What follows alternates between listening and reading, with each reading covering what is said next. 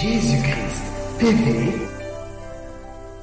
vous connaîtrez la vérité et la vérité vous affranchira. Alors, nous avons la révélation que les apôtres, les 12 apôtres que Jésus avait choisis, moins Judas, étaient affligés, faisaient quoi? Ils pleuraient.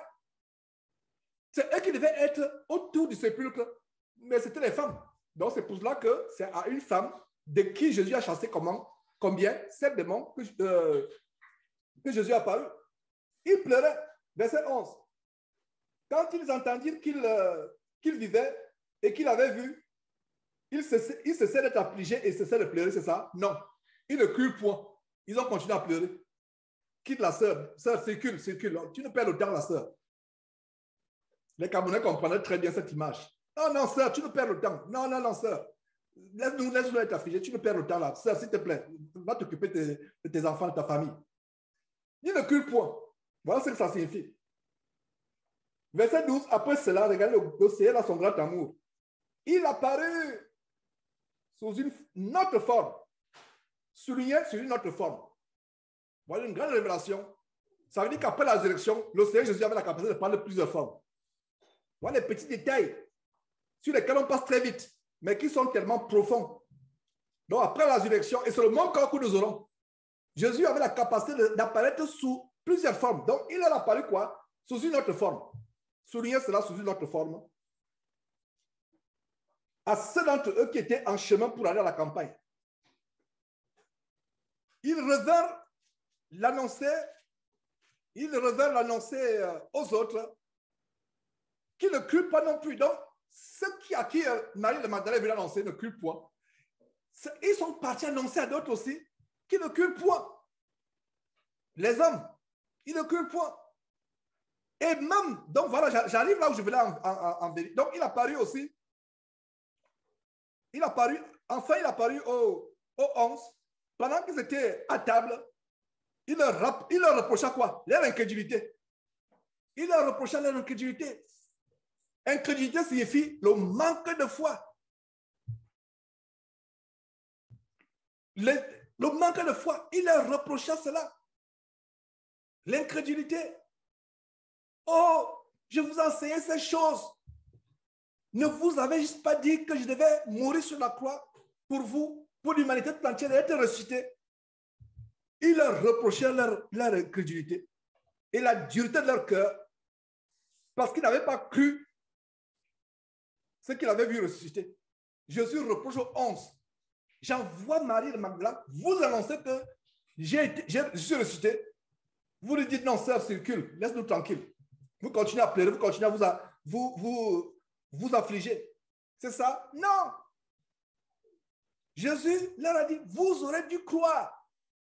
Mais, regardez le grand amour, le Seigneur Jésus leur a pardonné. N'oubliez pas ce qu'on a vu la semaine passée, sur la base d'Hébreux chapitre 11, verset 6, que sans la foi, il est impossible d'être agréable à Dieu ou au Fils de Dieu Jésus-Christ. Quand vous doutez, vous fermez vous-même la porte du ciel.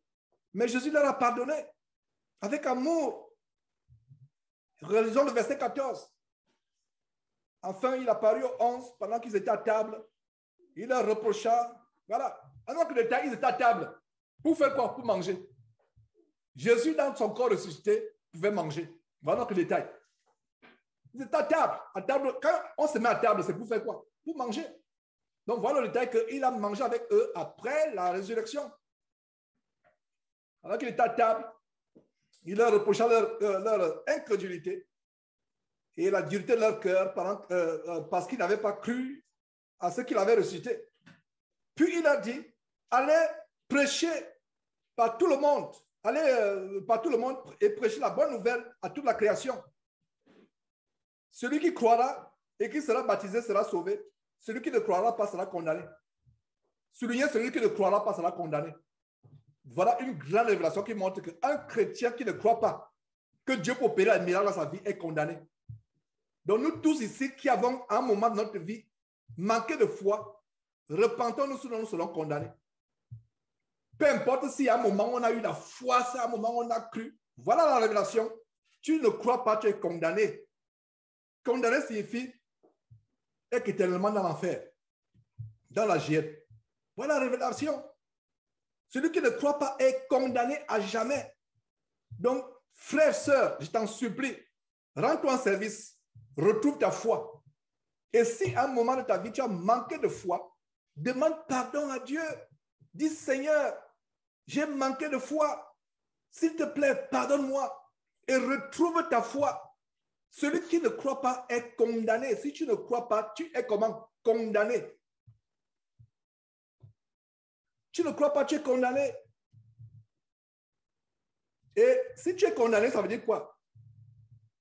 C'est l'enfer direct. C'est l'enfer direct. Celui qui ne croit pas est condamné.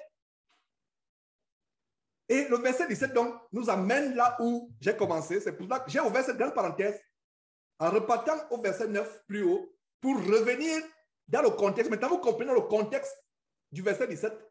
La foi est importante. Et rien qu'au verset 16, on a un détail qui nous dit que celui qui ne croira pas, ne pas croire signifie manquer de foi, sera condamné. Celui qui ne croit pas sera condamné.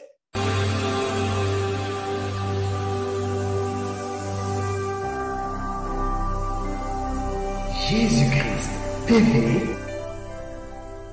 vous connaîtrez la vérité et la vérité vous affranchira.